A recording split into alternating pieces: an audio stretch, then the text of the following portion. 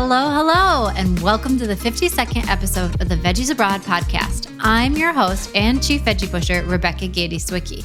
If you're new around here, Veggies Abroad is a travel company that believes exploration should be a force for good. And for us, that starts with being plant-powered. Every trip we design is guided by compassion for people, animals, and the planet. From custom trip planning and small group adventures to our blog packed with guides, tips, and inspiration, and of course, this podcast. This show is all about shining a light on the businesses, people, and ideas that make travel better, from vegan-friendly experiences to responsible tourism practices and community empowerment, because those are the things that we need more of and the things worth supporting when we travel. As this episode drops, we are wrapping up our first tour through Thailand. I hope you've been following along on Instagram, but if you haven't or if you've missed it by chance, don't worry. Our second tour kicks off on December 2nd, and you can follow along with that. In between these two tours, I am heading, probably as you're listening to this maybe, to Cambodia and then on to Vietnam for a little pre-trip research for future tours and clients. I think these will be really interesting destinations. I will admit though, I am slightly worried about having to eat a lot of fries in Cambodia because I'm traveling with a mixed group and I know that the food scene is generally pretty meat heavy. It really makes me appreciate our groups all the more. And I bet many of you can attest to that as well. It's a completely different feeling and setup when you get to travel with people who are like-minded. But don't worry, I will sneak away and find veggie spots when I can. Today's episode is one of my favorites to do. It's always so much fun to recap a trip with travelers and get their perspective and insight. I love hearing what they enjoyed, what surprised them, and even what they would skip if they went again. These conversations are always crucial to fine-tuning future adventures. So joining me to give the full download on our tour through Portugal are friends, sister-in-laws, and travel buddies, Jenny and Melissa. Jenny has actually traveled with us twice now, and this was Melissa's first and hopefully not the last. I guess today's conversation might uncover that trip. So without further ado, let's go chat with Jenny and Melissa. Melissa and Jenny, it is lovely to see you guys. I've missed you. Thank you for being here. I've missed you too. I paid them to say that. Well, thank you for coming to chat about your experience about Portugal. And so we'll start with, why did you guys even want to go to Portugal in the first place? So Lisbon was actually been on my solo travel list for a while. I had heard it was pretty vegan friendly and pretty good place to go solo travel as a female. So it was on my list and I think I was bugging you. Are you going to do Portugal? And Melissa? Honestly, I didn't really know much about Portugal. Jenny just invited me and it sounded fun. You're a really good travel companion.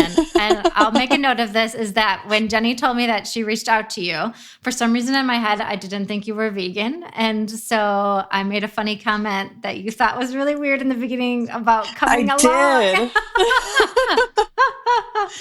But I didn't realize that's why. Yeah. That was funny when I explained, well, I thought you weren't vegan and you were just being nice.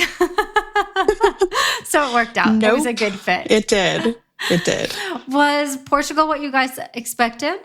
I thought it was what I expected. I didn't expect it to be so hot for that time of year. I knew it was hilly and I feel like I'm in fairly good shape. And some of those hills were really rough with the heat. So that would be the only thing I would change is I know this is shoulder season, but like for me personally, like we're in the Pacific Northwest, we're used to much cooler weather. And I would definitely travel maybe like November or March to Portugal. It was really hot for October for me personally. Well, like I said, I didn't really know much about Portugal, but I did enjoy it. It was a nice place. It was too hot and really hilly. And I was not in shape for this, but I think I did well. You did fabulous. Yeah, it It was hot. And for reference, it was like upper 80s some of the days and full flipping sun. I kept thinking if someone could just turn the sun off, that would be really great just for a little bit. Yeah. It felt more like summertime weather, but I guess, with climate change, I can't imagine what their summers would be like. And I definitely would not want to be there. Absolutely not. Well, we were in Japan in May, and it was really hot there too. So it's like shoulder season has shrunk down for us, I think, even more. Because traveling in that kind of heat, it's not enjoyable for me. And summer is like completely, unless I'm going to the other hemisphere, summer's completely off for travel for me personally. Absolutely. Yeah. It makes it less fun when you're just sweating. Overheated and yeah.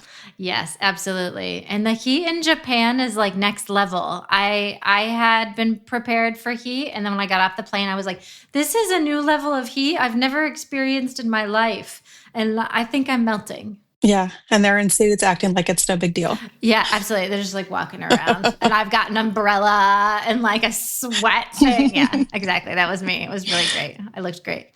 Was there a point in the trip that really stood out to you guys that you really remember? I think for me, like the group is very memorable. I think obviously we'll probably touch upon this. This is my second trip with you. And I think both trips, the people were amazing. And I really think that makes the experiences even better. But as far as like things that we did, for me, like going to the oldest bookstore was really cool. And I really enjoyed like the tile making because I'm not an artistic person, but I was just like, I'm just going to be open-minded and see how this goes. And I really enjoyed it. And I honestly feel exactly the same way that Jenny does. Those two were really cool to do, the tile making and the oldest bookstore. And the people were great. That's one of the biggest, the best parts of the trip was just getting to interact with a bunch of other people that kind of like-minded individuals that were just very lovely people. So yeah, absolutely. You guys were a really fun group and you get along like right off the bat and you had a lot of fun together. So I think that definitely makes the experience, like Jenny said, all the better for sure. And so on our itinerary, we visited a few different cities, Lisbon, Sintra, Coimbra, and Porto. Did you guys have a favorite city out of all of them? For me, I liked Porto the most. And I think the reason I liked it the most was it had a different vibe. It meshed more with my style. It wasn't as busy, at least the parts that we went to in Lisbon. While Lisbon I thought was really cool, I just felt different in Porto. I don't know if it was like because we were near water, but I just thought that the vibe was just better there.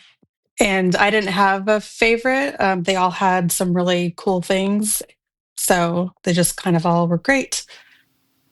Yeah, they all were a little bit unique and there are like things you probably like and dislike about all of them, but I'd say they're all kind of charming in their own ways. Yeah. Portugal's a unique place that it's different. It's not like everywhere else around the world, I would say.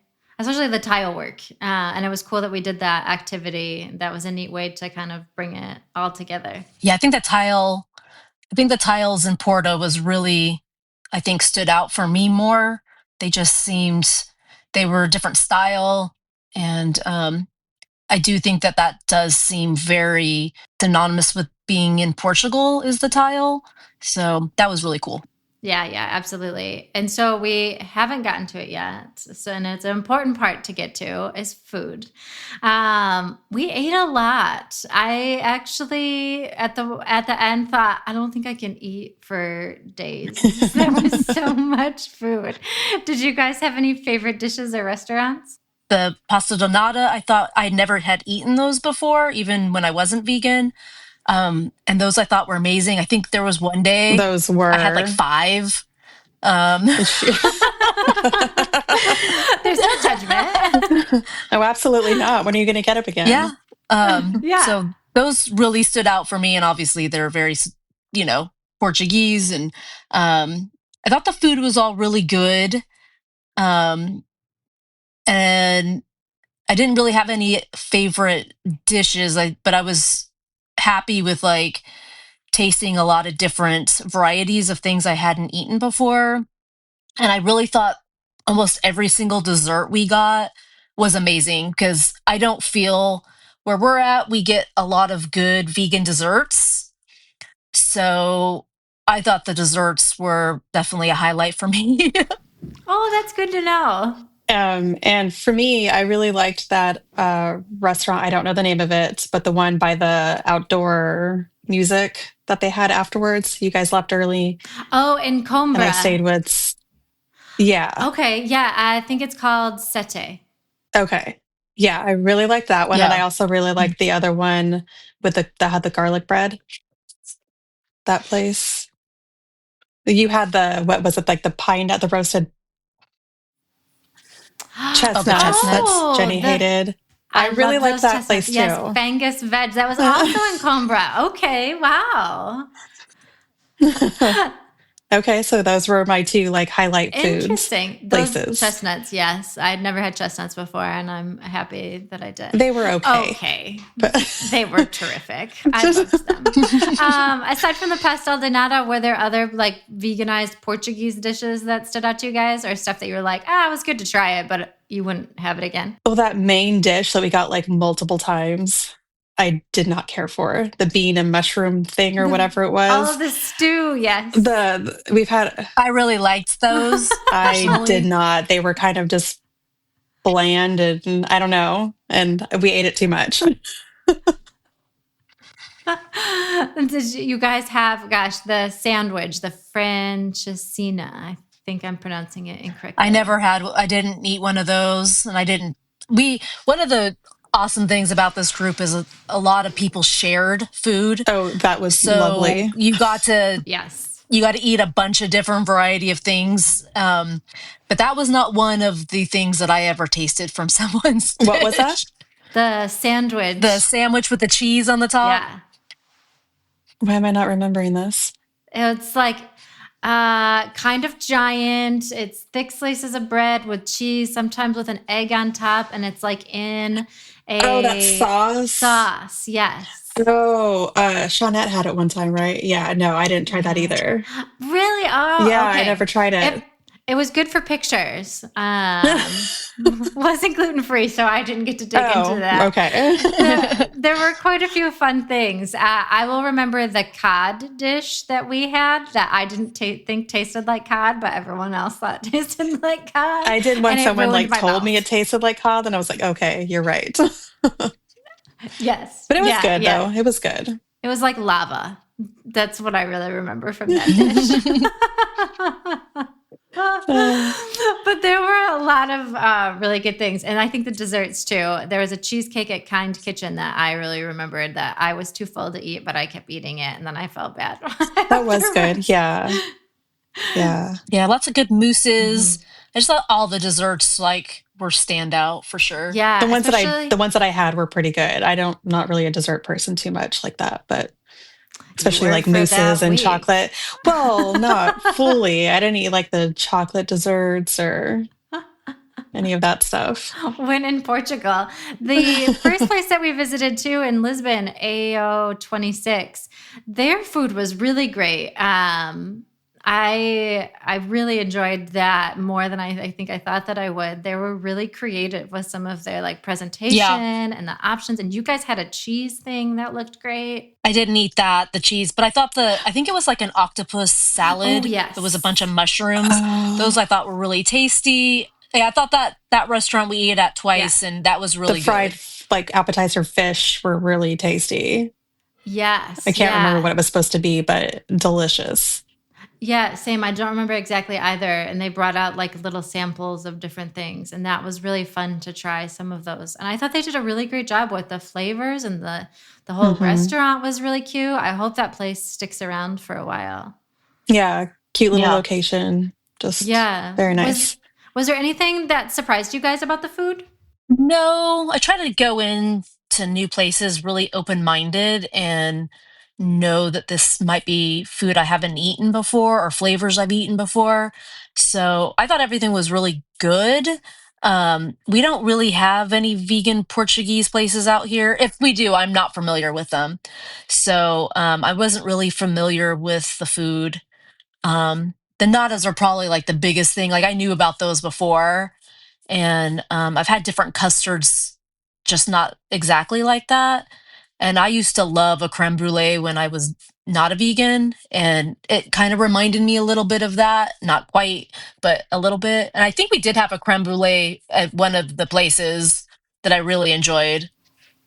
I remember that. And for me, I just ate like there was just things that I don't normally eat that I just went for it, and they were actually quite delicious. Ooh. So like fruit in my salads, I never do that, but I ate some there and it was good. Really? So what can I say? Didn't know that. Were there other things that you ventured out to do that you wouldn't normally do? I'd say most of the dishes I don't think she would eat normally. That is true, kind of. But I look at it, I'm like, well, this is my only option, so I'm going for it. And it was quite delicious. That was actually one of my favorite restaurants that I mentioned there.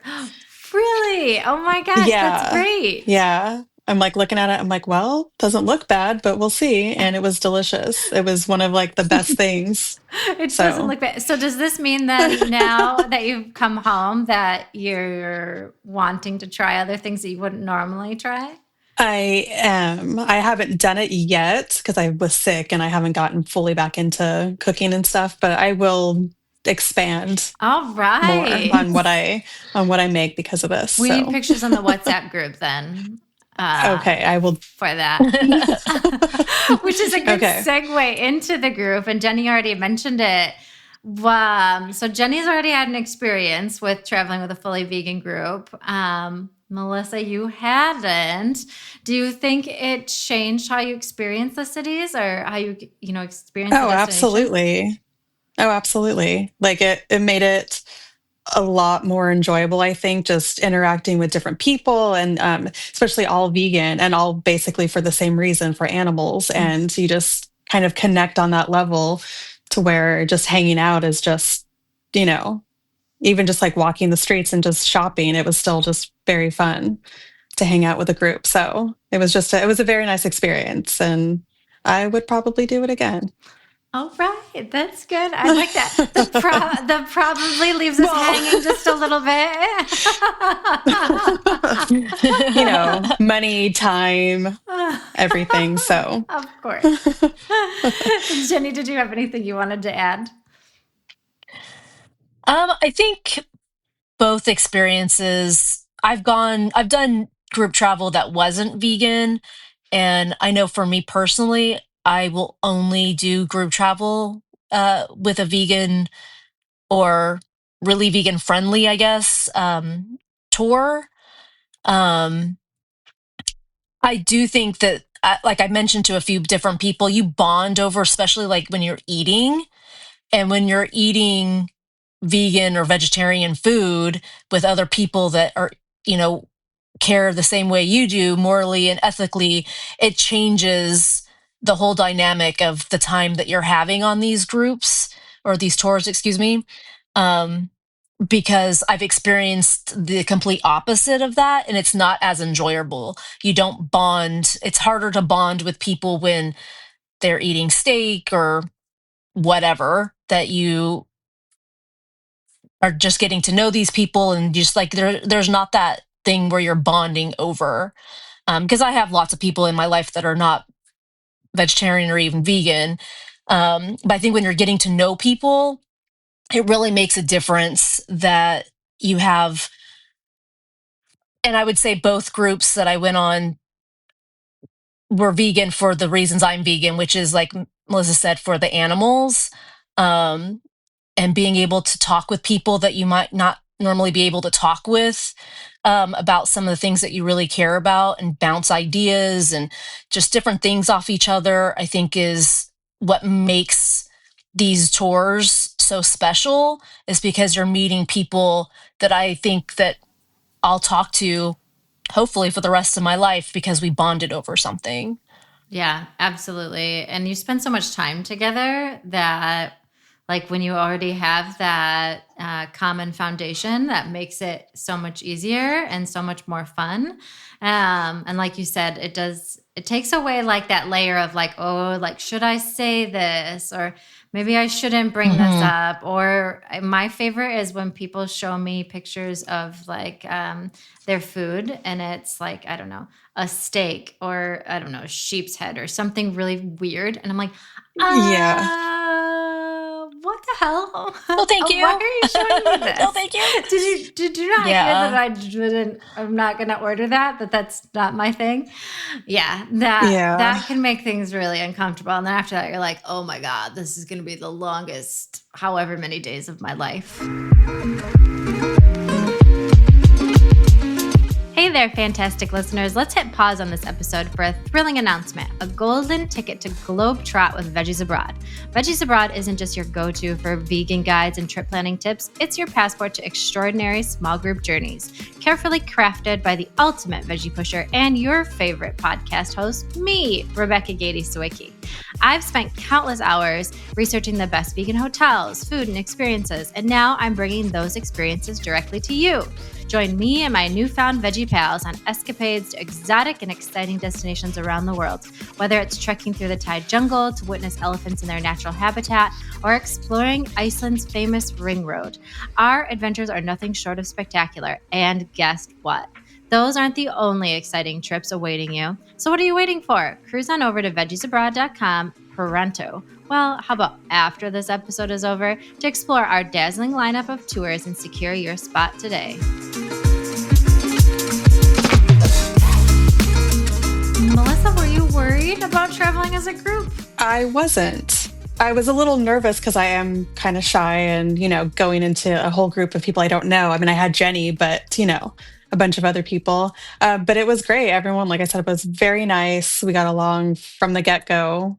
And we would just like group off into little groups of different people. So you kind of got to mingle with everybody. So no, it was very nice. Yeah, it was nice that you guys shared food too. That was super fun. And that was amazing. In on that because it was strategic and tasty. So good job. Let's try all the appetizers, share everything. Yes, absolutely. Because I have a hard time making up my mind. Took all of that right out of that.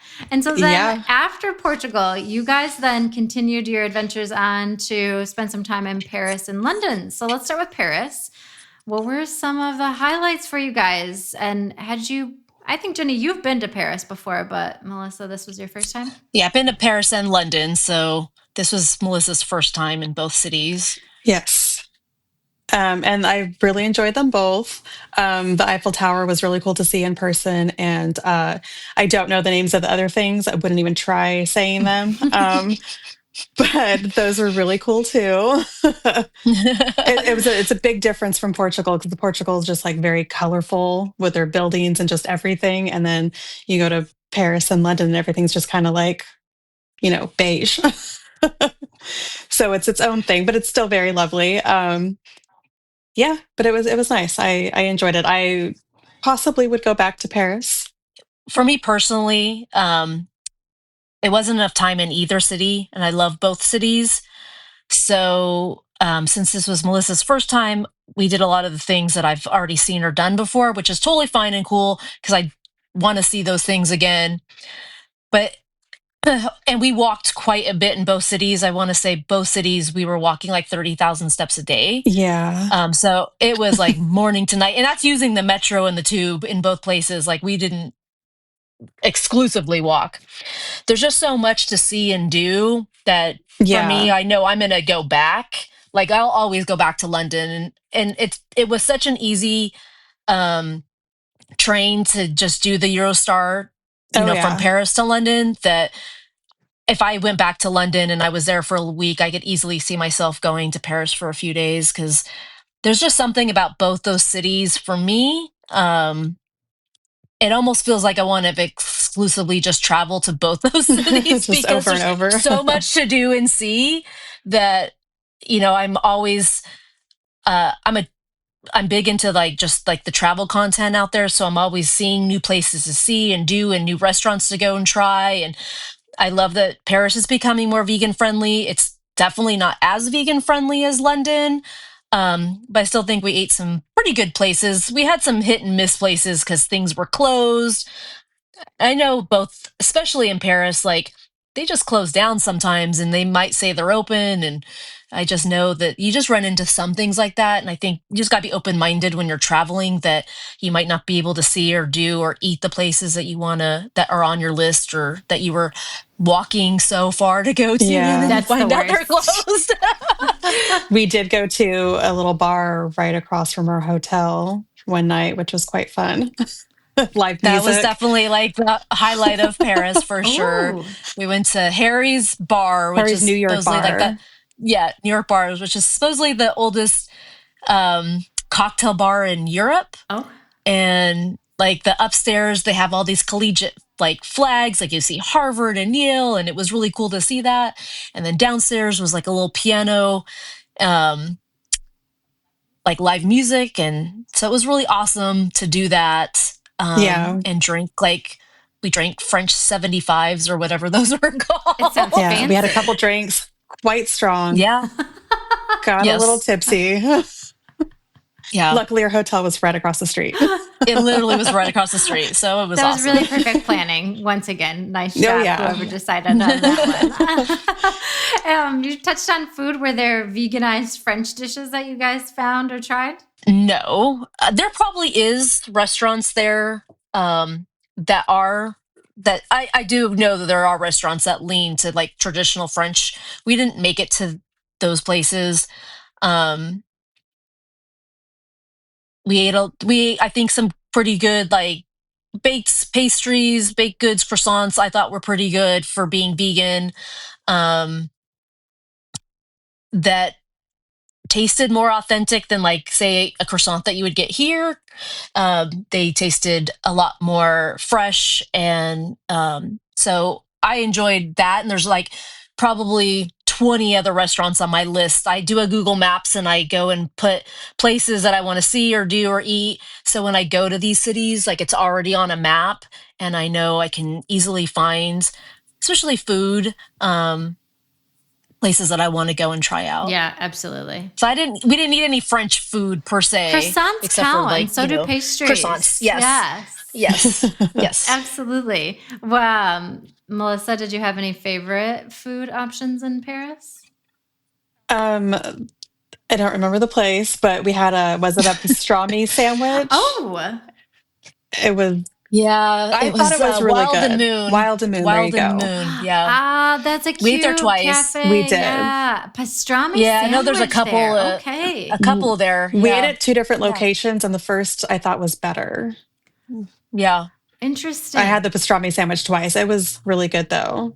The pastrami was quite delicious.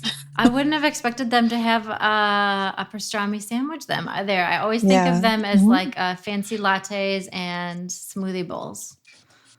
I don't think I've ever had Yeah. real They food. had that stuff for sure. Yeah. I also had Yeah. a mango matcha. Okay, you're talking my language. Yeah. I Yeah. like it. I never drank matcha before, but in Portugal, Sarah, I tried hers and it was good. So I was like, okay, maybe I do like them with flavor. Look at you, And so fruit in the now salad, mango see? matcha. You are a new woman now. I'm a whole new person. a whole new person. And then, okay, so you took the Eurostar from Paris to London. The process was easy trek.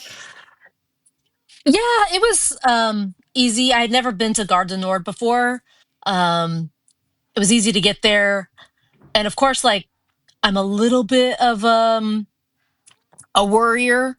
I'm a Virgo.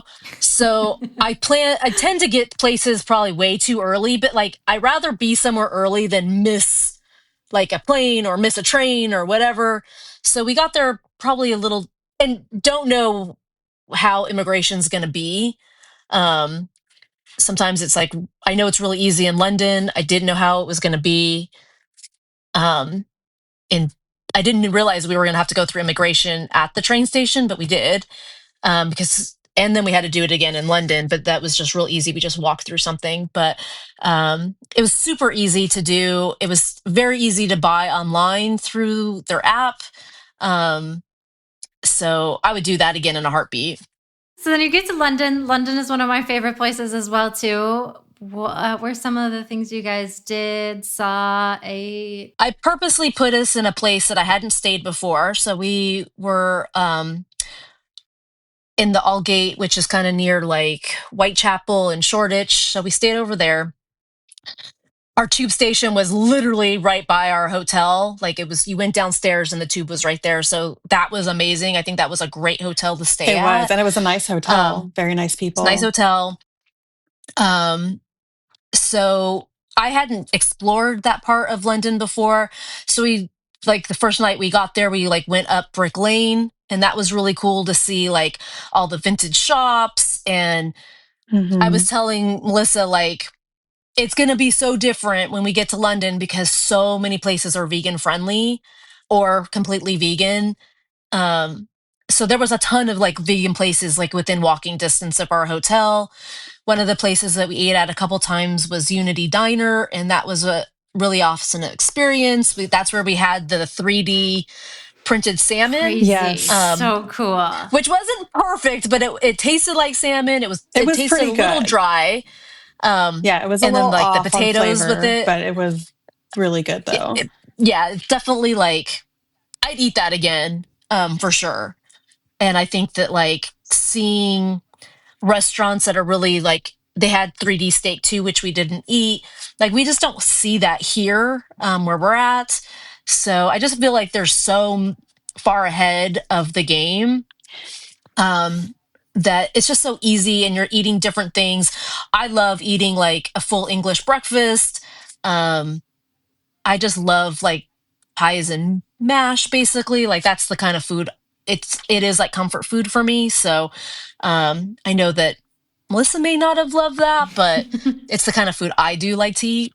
Well, I never got an English breakfast. So You didn't? Yes, she did not. Yeah, she had avocado toast the one morning we went to breakfast. Oh, no. You have to go back now just for that. That's because I wasn't feeling well, I don't think. Oh, okay. I was just kind of like, and I wasn't like super hungry. And so I didn't want something like really big, even though my avocado toast ended up being quite large. So... Yeah, the English breakfast is one of my favorites too. It's just something fun. And that 3D printed salmon that you shared in our chat group was crazy. And it looked just like it. Yeah, and the cool thing about that restaurant too, they actually were going to close. I think it was a year or so ago. Then they announced like, hey, we're closing. Yeah, because they couldn't recoup lost revenue from I think COVID and everything else.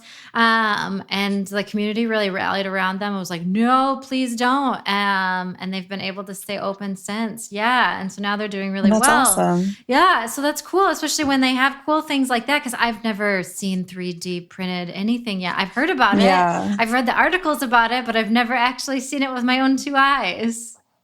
Yeah, me neither. That's so neat. So were there other places that you guys really enjoyed that stood out in London? We had a few misses. Oh no. Yeah. It happens. It happens. We went back to Brick Lane because we're like, okay, we're going to settle on this pizza place that we saw. Vegan options. It had vegan options. It wasn't fully a vegan place, but it had a bunch of vegan pizza. And this was Friday night.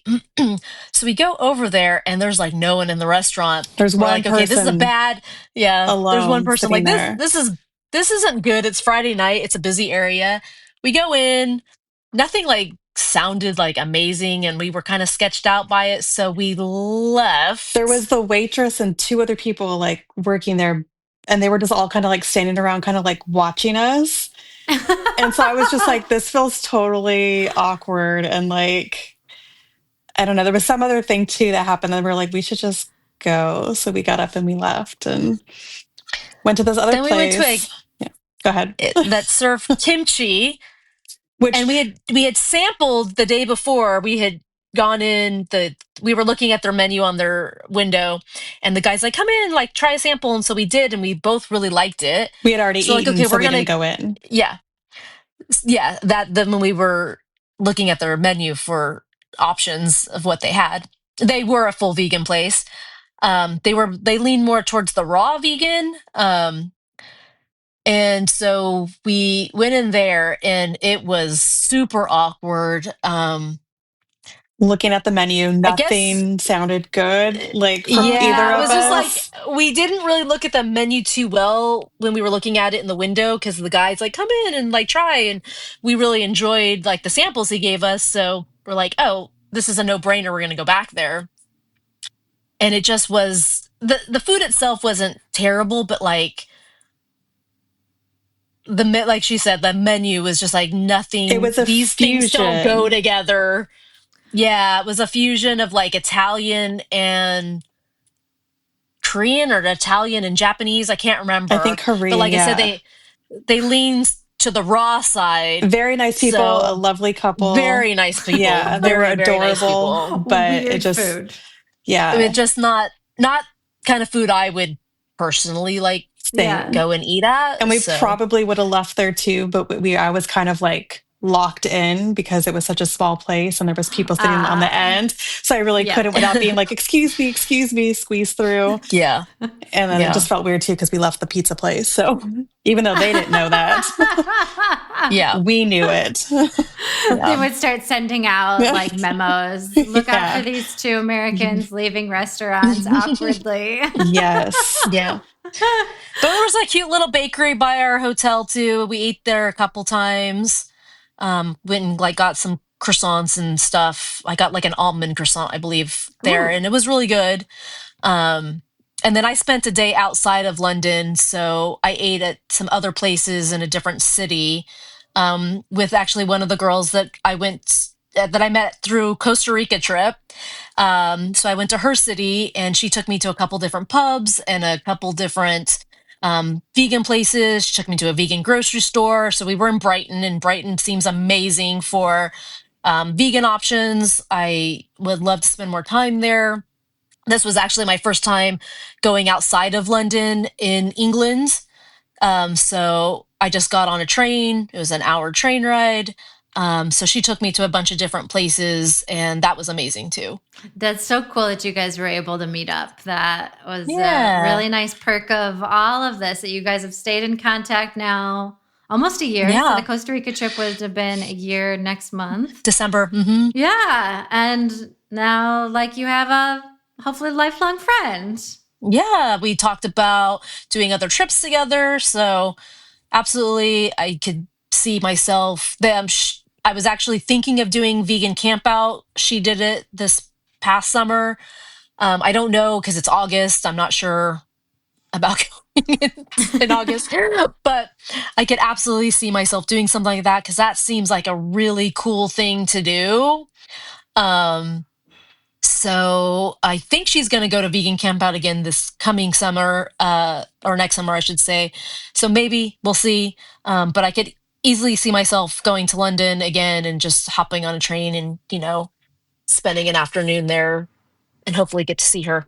So that was amazing. Yeah, that is really awesome. So for someone who's thinking about joining one of the tours and hasn't, maybe they're nervous about it, what would you tell them? Do it. I mean, especially, I don't even think you have to be vegan to come and enjoy these trips.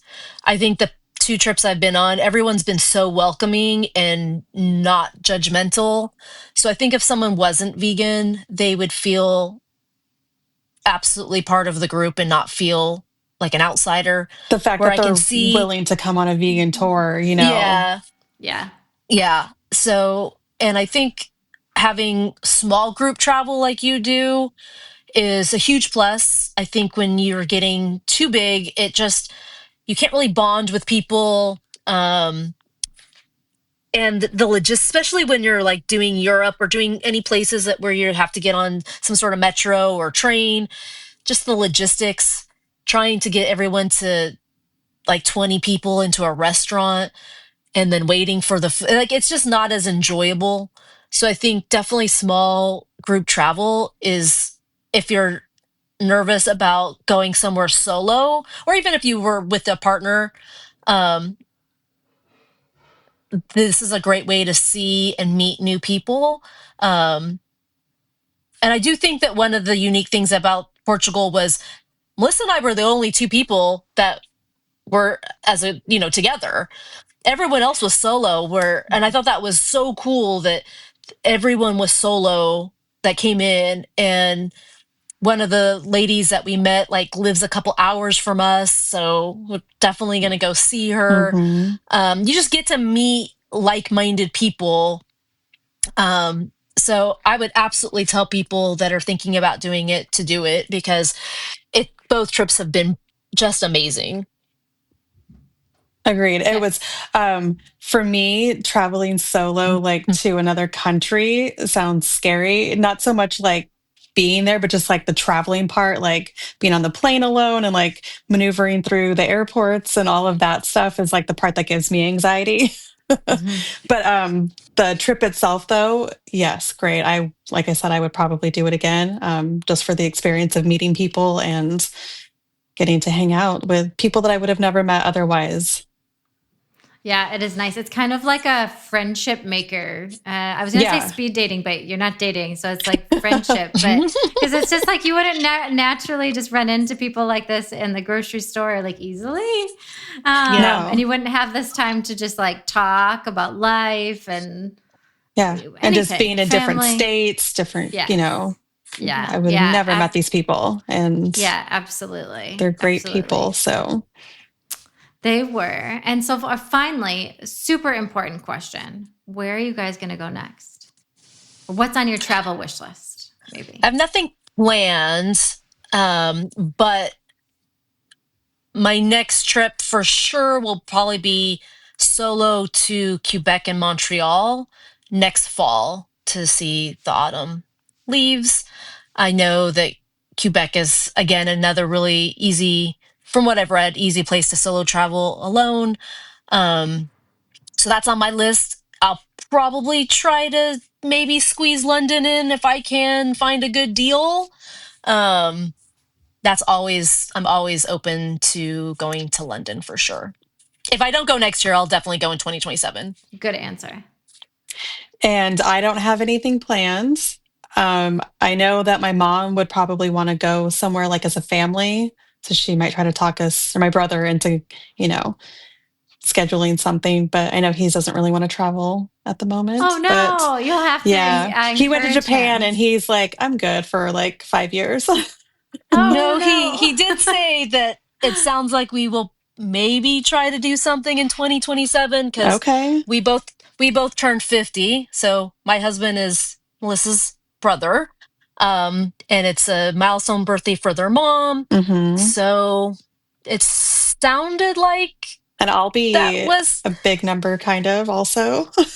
Oh, are you too? I guess I'll be 45. Yes, yeah, I'll be 45. Yeah, so another milestone. See, so it's 2027 is the year. I think that Mike was trying to talk her into like going to Scotland and to Ireland. So that might be on the list for 2027.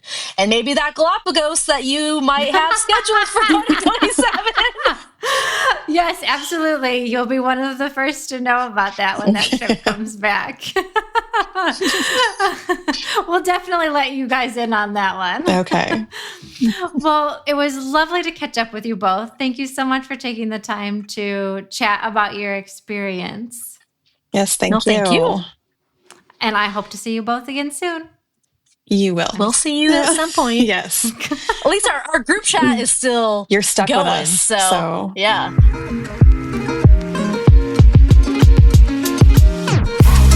Thank you so much for tuning in. I hope you enjoyed this episode as much as I did. If you did, please consider subscribing and leaving a review. If you'd also like to learn more about upcoming Veggies Abroad tours or get additional travel help, visit veggiesabroad.com and also join our newsletter. It's the best way to stay up to date with loads of new content, like where to find gorgeous vegan hotels, what to eat in cities around the world, trip planning tips, and so much more. Well, that's all I've got for now. Until next time.